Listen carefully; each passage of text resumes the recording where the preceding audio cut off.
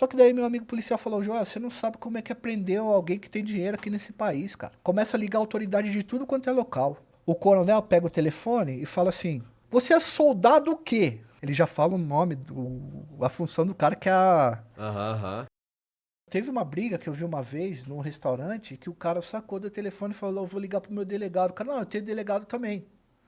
Mas tem delegado?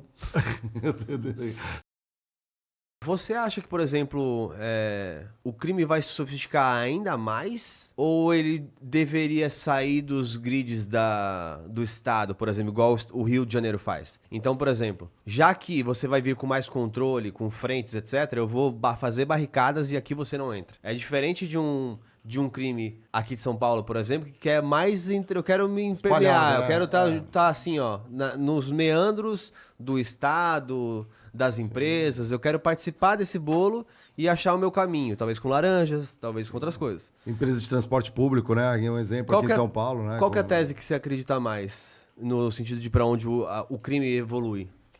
Na licitação eles entram no meio de um monte de malandro também, porque tem quadrilhas que mexem com licitação aqui no Brasil que são antigas e muito boas no que fazem, né? Dedicadas, né? Especialistas O crime nisso. organizado, ele trabalha com licitação há muitos anos. Você pega uma prefeitura pequena, o cara que doou dinheiro é o cara que ganha a licitação. Então isso aí não tem segredo, tá? Tem uma indústria disso que os caras só estão potencializando porque tem mais dinheiro. É isso aí.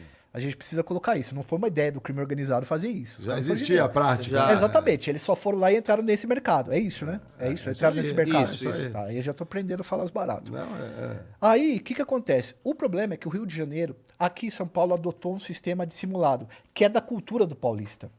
Você imagina ver um bicheiro e um juiz no mesmo lugar, sambando, em São Paulo? Não. No Rio você vê. No camarote ainda, Isso. né? É culturalmente aquela lance. Porque o Rio de Janeiro ele foi capital do Brasil durante muito tempo. E quando ele foi retirado das pressas de Brasília, capital, o Rio ficou uma bagunça.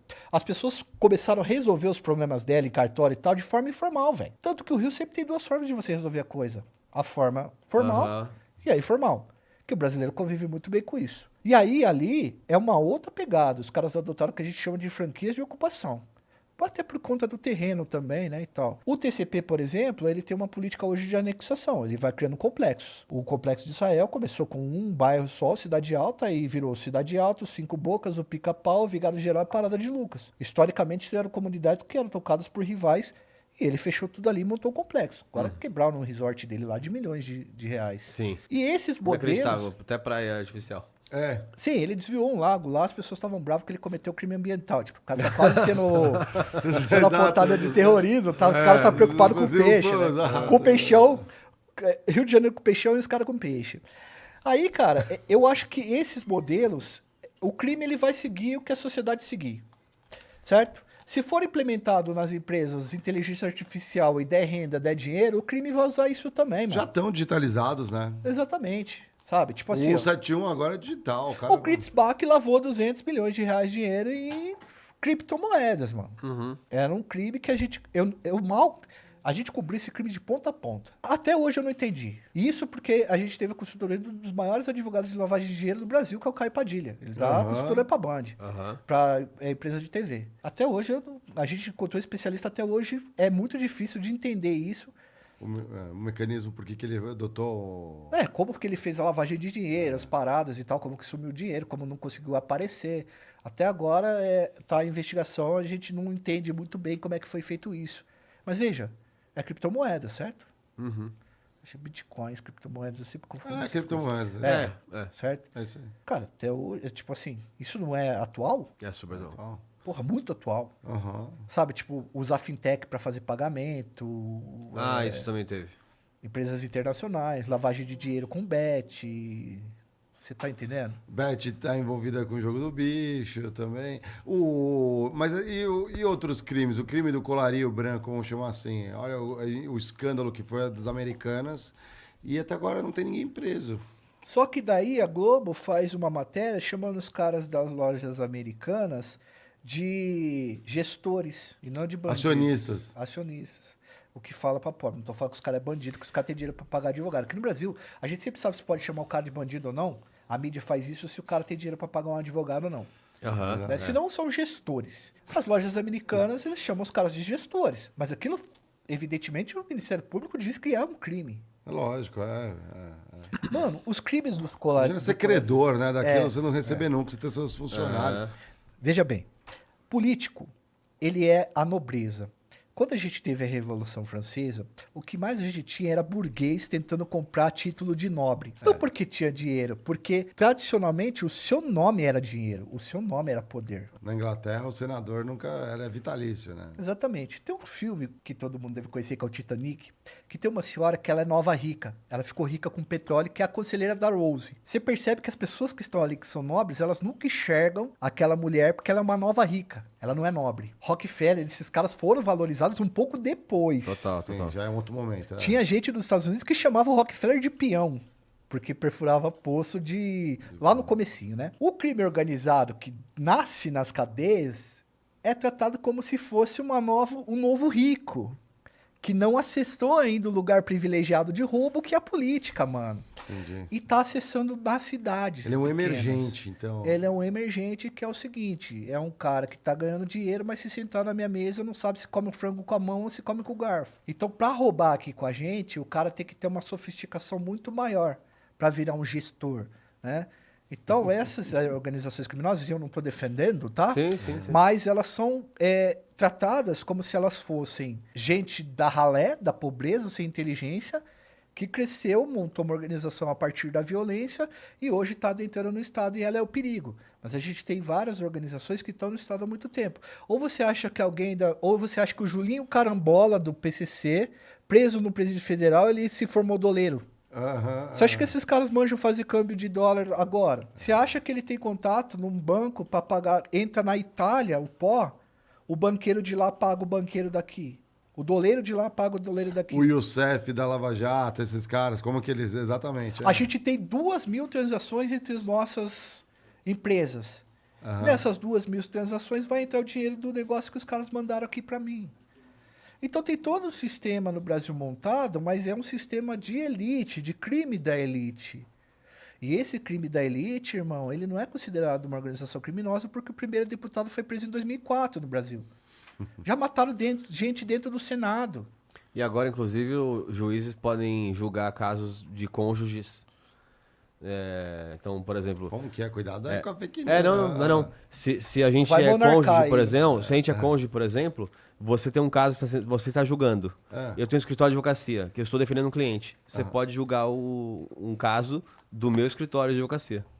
Nossa, é o conflito de interesse. Pois é, e foi assinado agora. Recentemente, tipo, tiraram essa medida. É porque os escritórios, você tem o sobrenome, né? Então, às vezes, você tem a filha, monta o escritório dela. É o Mas, casamento assim, de famílias. Mas acho que há algumas divisões também, né? Porque, assim, tirando... há bandidos em todos os lugares, há bandidos juízes, né? Então, acho também, assim como o crime, a maioria não é. Mas como que fica um juiz que, por exemplo, toma uma olhada do Nóbrega lá e fala assim, cara, o Estado não vai me defender, eu sei que não vai. O que eu faço? Eu vou ser o herói? E falar assim, não, estás preso. É complexo, é uma pessoa do outro lado, ele julga né? com o cu na mão. Pô, total. Teoricamente, ele ganha 100 pau pra ser isso, né? Pois é. Porque o orelha seca da justiça, que é o policial que tá ali trocando tiro, se um juiz não marca isso, por que ele acha que um policial que tá ganhando 4 conto vai fazer isso? É isso. Eu falei de uma situação, né, no vídeo do Playboy que a gente fez lá no Ele Modos tem escolta, né? Melhores O do juiz tem. Tem. Teoricamente, tá? O policial tem ele e o treinamento que já era, entendeu? Quando um grupo do tráfico vai sair de uma favela e ir para outra, ele sai com 10 carros, chama bonde. Sai todo mundo com a ponta do fuzil para fora. O policial que tá ali numa viatura, Ele olha aqui. ele vai olhar aquilo e vai falar, mano, Com 38. você é louco? Não tem Com como. que o Estado me paga comendo um pouco de mortadela? Vira o rosto e deixa os caras embora, mano. Mas é. E eu acho 100% correto isso, tá ligado? Você não tem que evocar o Estado quando você não tem condições de cumprir aquilo. Agora, uma coisa que vocês falaram de interessante, que eu acho que eu queria citar aqui também, sabe? O Comando Vermelho e o Comando, eles têm um conjunto de ética que move eles. Não existe a ética corporativa. Total. A ética que move esses caras é o lado certo da vida errada. eles fazem parte do mundo do crime, que tem suas próprias regras. Então você não pode vacilar, você não pode ser talarico, você não pode ser em lugar nenhum, né? Isso aí dá problema em qualquer lugar. Você não pode ser talarico, o que você falar você tem que cumprir, você tem que olhar nos olhos das pessoas. Eu já entrevistei bandido, faccionado, cara, que ele olha pra você, começa a falar, e se você perdeu os olhos dele, você já era, entendeu? Ele já não fala mais com você. Então eles têm uma série de regras pra cumprir, que se você não cumpre, você tá excluído, mano. Na política, eles entendem que eles vivem o mundo da política. A linguagem é essa. Então, acho que a diferença entre essas duas organizações, a quadrilha política e a quadrilha da organização criminosa...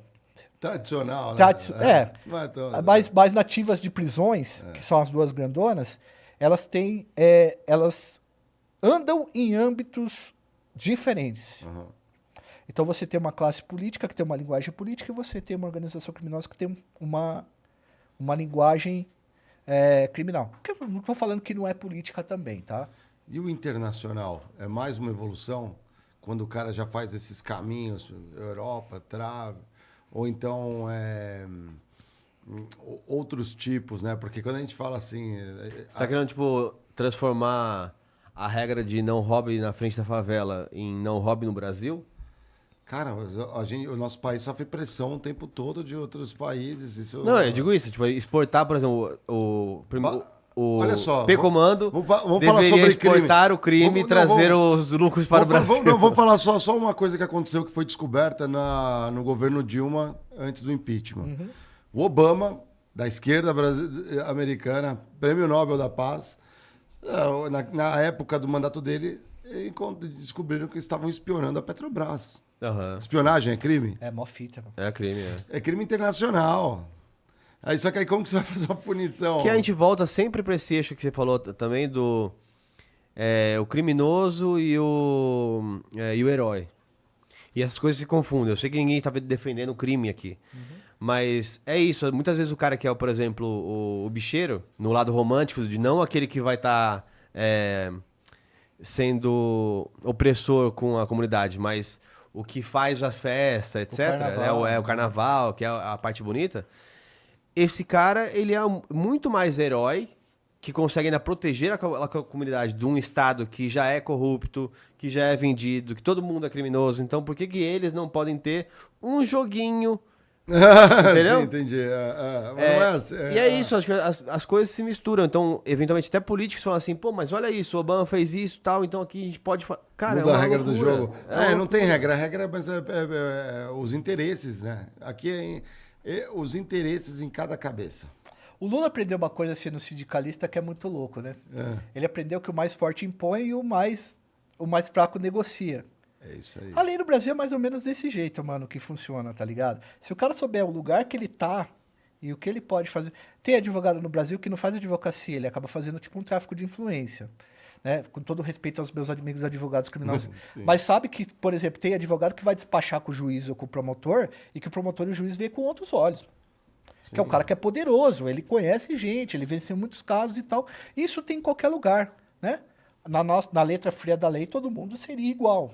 Mas no Brasil não é isso que acontece. Se você tem dinheiro para pagar por justiça, você pode cometer crimes que você vai ter um pagamento de pena? Vai, mas é muito mais suave do que outras pessoas ou outras... dependendo do lugar que você tá aqui no nosso país. Só para o povo saber, assim, uma boa defesa no STF começa de uns 5 milhões para cima. Começa. Para você ter um bom advogado que já tem a expertise de te defender no STF. Isso. Só que, por exemplo, organizações criminosas, os chefes, eles pagam esses bons advogados e não conseguem tirar. Do mesmo jeito. Entendi. Né? Então, esses caras não saem de lá do presídio federal, né? Enquanto existe uma classe política que nunca vai para lá. De fato, o Brasil ele é um país muito complicado, cara. Eu tava falando esses dias com um policial, ele falou assim, Joel, teve o negócio do cara da Porsche lá, Sim. que o cara matou o motorista, matou, tá, mano? O Sim. motorista. O moleque que você tá falando da Porsche, que teve tanto caso da Porsche agora, né? Que até a Porsche... Não, você virou comprou o a carro Porsche, o motoqueiro tem que tomar muito cuidado. O que acontece, cara? Dá pra entender o Brasil naquela história, mano. O cara, teoricamente embriagado, a gente não sabe, tá? Existe essa suspeita, porque eu tô falando que existe suspeita exatamente porque a PM errou. O cara entra, ele faz esse negócio, aí de repente a polícia libera ele pra ir embora com a mãe, porque acha que não tem perigo dele ir embora com a mãe. Ele vai embora com a mãe e ele vira um fugitivo. E ninguém vai atrás dele. Ele dá uma entrevista pro Fantástico, mano. O advogado não entrega ele porque fala que ele não pode ir pra um presídio comum porque ele pode correr perigo. Meu irmão, qualquer pessoa pode correr perigo dentro do presídio no Brasil. Saca? Ele não se entregou. Aí você vê essas afrontas que tá tudo dentro da lei, tá correto o advogado, você começa a pensar assim, mano, aonde que eu tô posto aqui? Só que daí meu amigo policial falou, João, você não sabe como é que prendeu alguém que tem dinheiro aqui nesse país, cara. Começa a ligar a autoridade de tudo quanto é local. O coronel pega o telefone e fala assim, você é soldado o quê? Ele já fala o nome, a função do cara que é a... Soldado? Soldado o quê mesmo? Aonde você tá? Ah, tô no 20º batalhão. Ah, o 20º batalhão do coronel Sérgio? Do coronel Mário? Mano, o maluco mora aqui, ó. Ele pensa assim, o cara vai mandar eu pra puta que pariu lá em Diadema, tô com criança pequena, eu vou dar essa liberada no É carro. meio Tropa de Elite que também destaca essa parte, assim, então tá bom, você vai pra Curicica, vai pra, sei lá, vai transferido pra algum lugar. Vai ser mecânico nos carros. Os caras falam que vai andar de ônibus, né? E aí, cara, por exemplo, teve uma briga que eu vi uma vez num restaurante que o cara sacou do telefone e falou, eu vou ligar pro meu delegado. O cara, não, eu tenho delegado também. Mas ter delegado? Ter advogado é uma coisa, ter delegado é foda. Você tem que Então, estar como que você em faz outra isso? zona, né? Como você faz isso num país que você fala que a democracia existe, que a democracia... e você não enxerga isso? Você acha que alguém acha isso, mano? Agora, como eu falei, eu não sou revolucionário, tá? Esses tempos atrás eu troquei ideia com um amigo meu que era marxista, ele falou que os caras do comando eram agentes revolucionários. Eu falei, pelo amor de Deus, né? Eu não acho, não. Eu não Eles entendo eram assim. muito revoltados com o sistema no começo, eu concordo, Sim, mas mas não hoje acho. o comando é uma das maiores empresas da América Latina. Entende? Tipo assim, o negócio tá Bem muito bom pros capitalista, caras. é lógico, Você é louco. com certeza. O Aí você tá sistema. falando por conta das origens lá na Ilha Grande, quando tinham os presos políticos, junto com onde rolou aquela parte mais Isso. conceitual, sim, ali naquele momento, lá atrás, pode ser, agora não é não. Fala galera, aqui é Joel Paviotti do canal A Iconografia da História e esse é o nosso canal de cortes que nós criamos para que você tenha acesso a fatos curiosos de forma mais rápida. Indicamos que vocês assistam o vídeo completo que está no link aí embaixo. Deixa seu like, se inscreve no nosso canal e se você gostou, aperta aí e vá assistir o vídeo inteiro. E se puder, ajude a gente no Pix e no Apoia-se. Tamo junto, trabalhando sempre para levar as melhores histórias para vocês.